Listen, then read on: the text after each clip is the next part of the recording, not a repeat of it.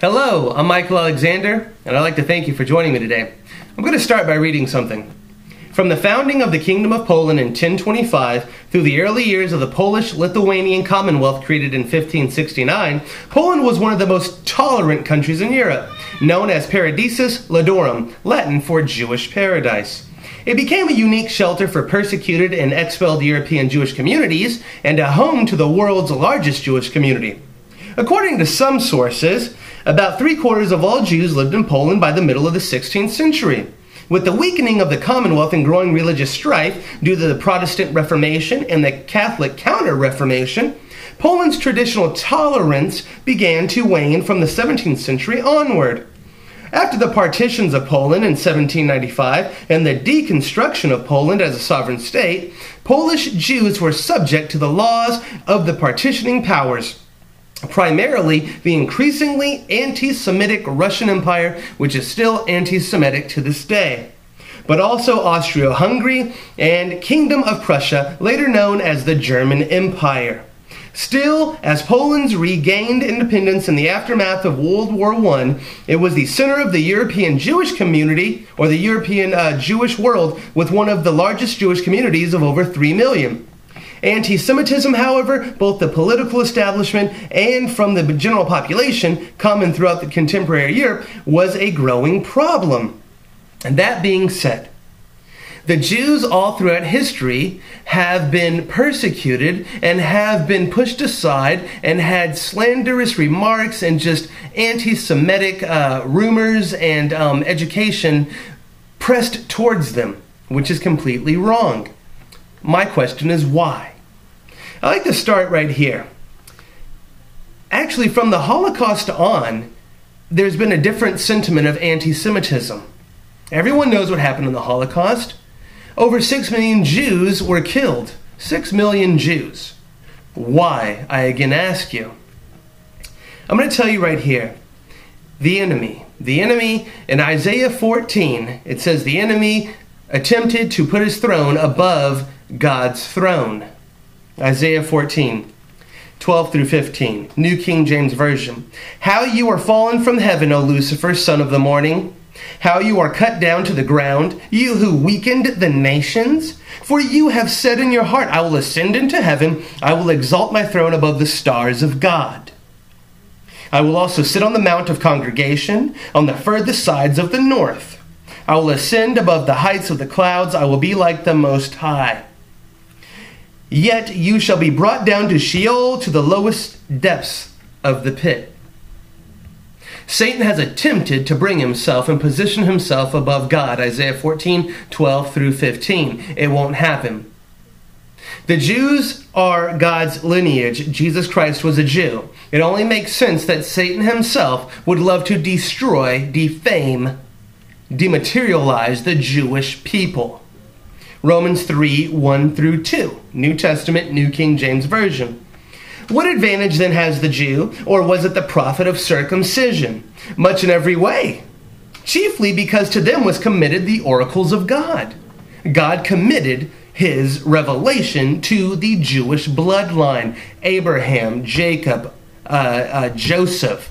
Right there, the Jewish bloodline. Abraham was faithful, so God himself gave faith to the Jews, and the Jews carried his word onward. Romans 3:28. Therefore we conclude that a man is justified by faith apart from the deeds of the law. Apart from the deeds of the law. Or is he the God of the Jews only? Is God the God of the Jews only? Is he not also the God of the Gentiles? People who aren't Jewish? Yes, the Gentiles also, since there is one God who will justify the circumcised by faith and the uncircumcised through faith. Jews are justified by faith, and we who are not Jews are justified through faith. Romans 4:10. How then was it accounted?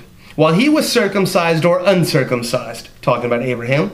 Not while circumcised, because he didn't start out circumcised. But while uncircumcised, it was accounted to him. I'll continue. And he received the sign of circumcision, a seal of the righteousness of the faith which he had while still uncircumcised. he was accounted while uncircumcised with faith, that he might be the father of all those who believe, though they are uncircumcised, that righteousness might be imputed to them also.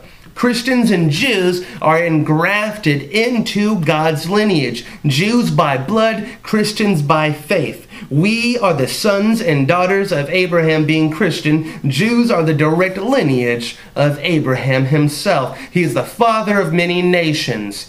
Nations across the world. Whoever believes in the God of Abraham, which is the God, the Father of Jesus Christ, they are engrafted into the Jewish lineage. Jews by blood, us by engrafting faith. Now we go down to Romans 4:16 through 17.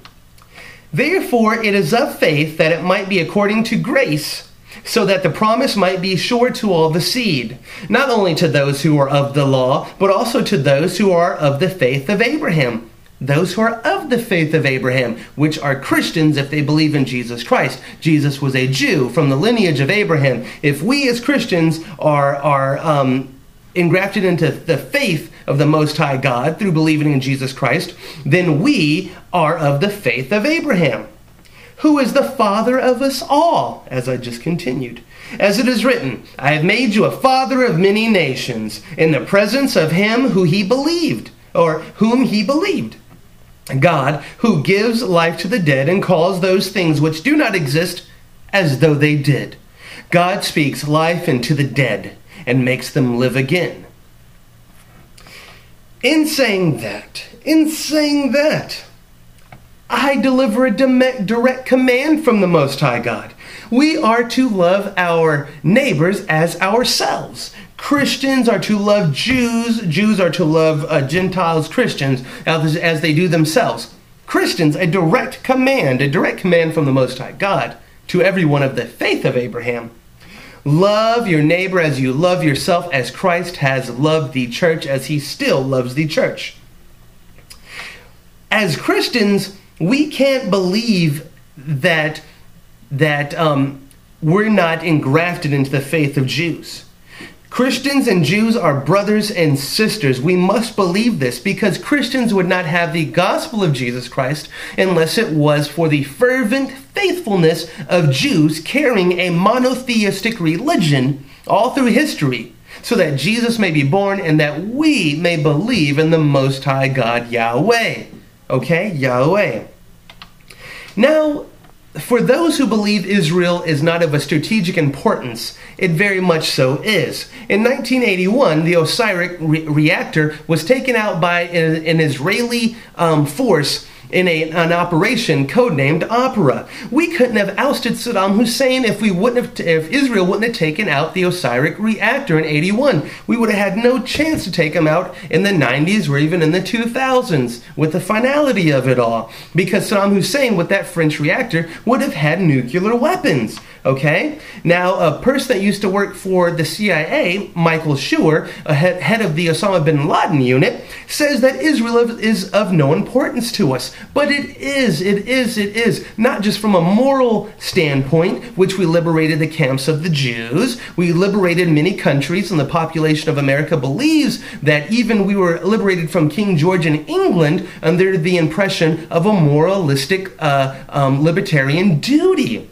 Yet, Michael Schur thinks that Israel's of no value. Now, moralistically, it is. With morality, it is, but we'll push that aside. Militarily, Osiris reactor, 1981, okay? Not only that, but we have strategic locations in Israel. If radical Islam wants to move up and do what Al-Baqarah, the second and longest surah in the Quran says, 2:193, it says, and fight them until there is no more fitna, disbelief and worshipping of others along with Allah, and all and every kind of worship is for Allah. But if they cease, let there be no transgression except Zalumim, the polytheist and wrongdoers.